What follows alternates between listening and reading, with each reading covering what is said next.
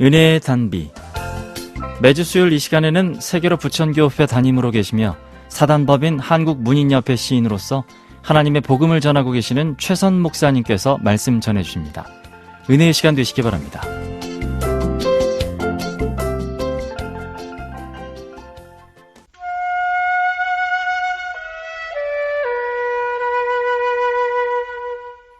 지금 우리가 손에 들고 읽으며 묵상할 수 있는 성경은 우연히 내려온 것이 절대 아닙니다. 하나님의 특별한 섭리와 19세기 중하반기에 활동을 하였던 선교사들의 헌신과 순교의 희생이 있었기에 한국교회의 성도들이 사용할 수 있는 것입니다. 카를 귀출라프, 존 리빙스톤 네비우스, 알렉산더 엘리암슨, 로버트 저메인 토마스, 존 로스 등 선교사들의 헌신이 있었기에 성경이 국내에 들어왔고 여러 번에 걸쳐 번역이 되어 지금까지 한국교회의 성도들이 예배와 신앙생활에서 진리의 말씀인 생명 예수 그리스도를 믿으며 복음을 전하고 있는 것입니다.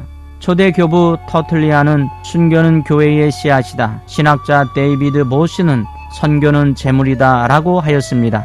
오늘은 한 알의 미랄된 한국 개신교 최초로 순교의 피를 흘렸던 토마스 선교사의 삶과 선교 사역에 대하여 살펴보면서 그가 조선인을 얼마나 사랑했으며 영혼 구원을 위해 최후의 순간에도 성경을 전해준 소중한 복음 전파의 삶에서 교훈을 얻고자 합니다.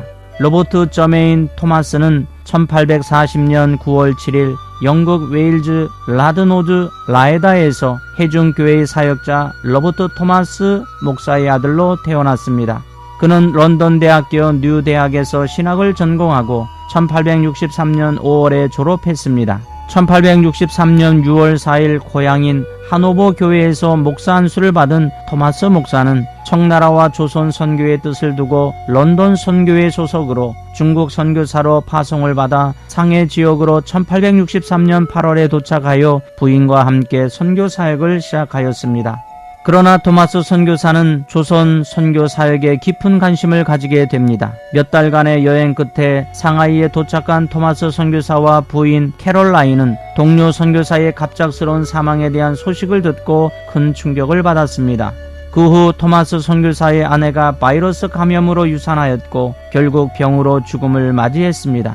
너무나 큰 충격을 받은 그는 심적, 영적으로 고통에 잠기게 됩니다. 바로 이때 청나라 해상세관 통역으로 근무하던 조선인 가톨릭 신자 두 사람을 만나게 되었습니다. 그들은 묵주와 교리서만 가지고 있었지 성경은 없었습니다. 그래서 토마스 선교사는 1865년경에 조선의 성경이 필요함을 절실히 깨닫고 조선 선교를 결심하게 되었습니다. 그는 약 2개월 동안 한반도 서해안 지역 백령도, 연평도 등을 순회하는 동안 몇백 권의 성경책을 나눠주면서 선교 사역을 펼쳤습니다. 하지만 해상에서 폭풍우를 만나 표류하다가 겨우 목숨을 건지고 만주를 거쳐 청나라로 돌아갔습니다. 이와 같은 위험한 상황에서도 조선의 성경 보급과 영혼 구원의 열정을 가지고 1865년 10월 30일에 연평도로 다시 돌아와 선교를 하였습니다. 토마스 선교사는 1년 뒤 1866년 8월 9일에 미국 상선 저너럴 서머노가 조선과의 무역을 열기 위해 안내자를 찾고 있던 중에 통역사의 신분으로 동승하고 2차 조선 선교여행을 떠나게 되었습니다.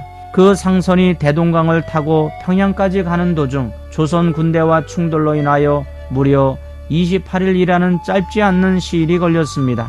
그는 가는 곳마다 성경을 나눠주면서 예수 믿으세요 라며 복음을 전하였습니다. 그러나 조선의 군대는 하공법으로 공격하여 제너럴 셔머노를 하염에 휩싸이게 하였고 결국 침몰시켰습니다. 당시 배와 함께 선원 23명 모두를 불로 참수하는 끔찍한 사건이 일어났습니다.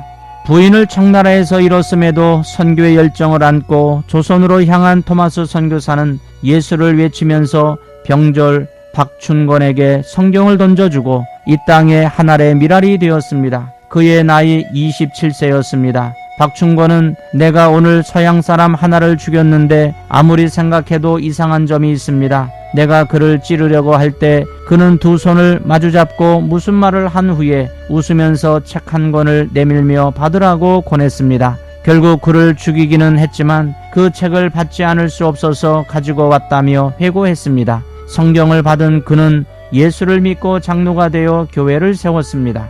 또한 박충건의 조카 이영태는 미국 남장로교 선교사 엘리엄 레이놀즈의 조사가 되어 한국인 성경번역위원회의 한 사람으로 성경 번역에 큰 공헌을 하였습니다. 뿐만 아니라 1866년 9월 2일경 제너럴 서머너 사건을 통해 성경을 읽고 예수를 만난 홍신길, 최치량, 김종건, 석종호, 김영섭 등은 한국 초대교회의 기초를 세우는 열매를 맺게 되었습니다. 이처럼 토마스 선교사의 피 흘림의 순교는 당시에는 열매가 없는 것처럼 보였으나 그의 희생은 성경책을 받은 사람들에 의하여 한국 기독교 초대교회의 기둥과 뿌리가 되었던 점을 잊어서는 안 될 것입니다.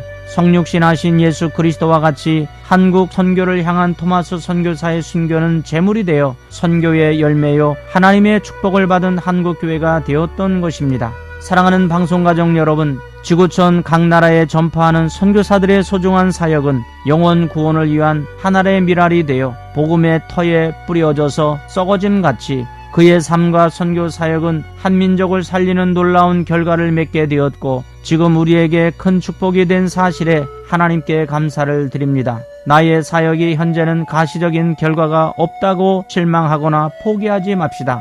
미래를 향한 작은 초석은 반드시 아름다운 열매로 돌아온다는 것을 기억하며 사역의 현장에서 조금 더 힘을 내어 승리하시길 예수 그리스도의 이름으로 축복합니다.